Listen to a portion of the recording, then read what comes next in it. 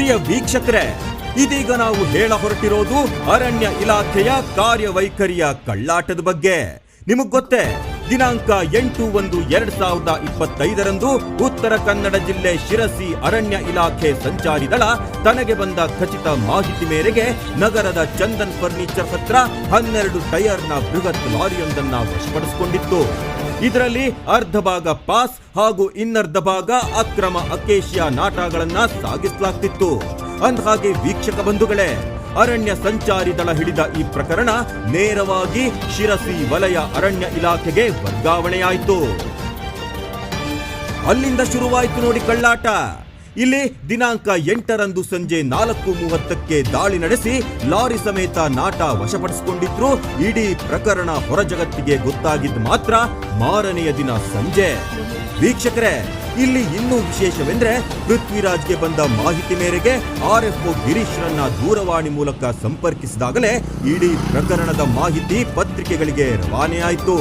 ಇಲ್ಲಿ ಕಳ್ಳಾಟದ ಪರಮಾವಧಿ ಎಂದ್ರೆ ಇಡೀ ಪ್ರಕರಣಕ್ಕೆ RFO ಗಿರೀಶ್ ನಾಯ್ಕ್ ತಿಪ್ಪೆ ಸಾರಿಸ್ಬಿಟ್ಟಿದ್ರು.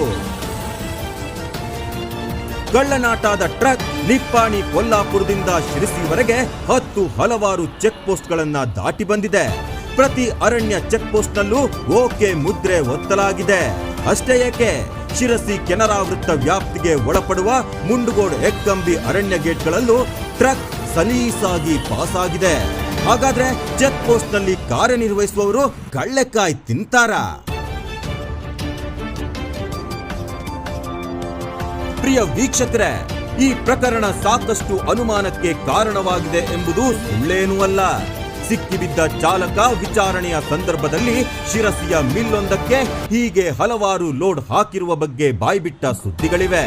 ಅಲ್ಲದೆ ಇಲ್ಲಿನ ಇನ್ನೊಬ್ಬ ಆರೋಪಿ ಶಿರಸಿಯ ಜಗದೀಶ್ ಗುಡಿಗಾರ್ ಇಲ್ಲಿ ವರ್ಕ್ಶಾಪ್ ನಡೆಸುತ್ತಿರುವುದೇ ಅಲ್ಲದೆ ನಗರದ ಮಿಲ್ಲೊಂದರಲ್ಲಿ ಪ್ರತ್ಯೇಕ ಕಚೇರಿ ಮಾಡಿಕೊಂಡು ವ್ಯವಹರಿಸುತ್ತಿರುವುದು ಕಂಡುಬರುತ್ತಲಿದೆ. ಈ ಅರಣ್ಯಗಳ್ಳರೊಂದಿಗೆ ಮಿಲ್ ಫಾರೆಸ್ಟರ್ನ ಪಾತ್ರವೇನು ಎಂಬುದು ಬಯಲಾಗಬೇಕಿದೆ.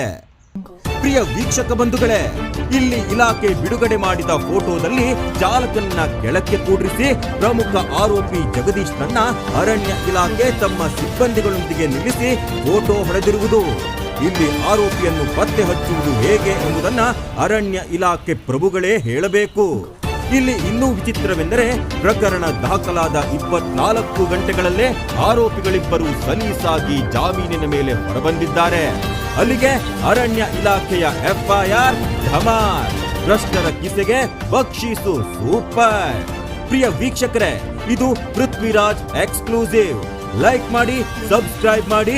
ನಮಸ್ತೆ.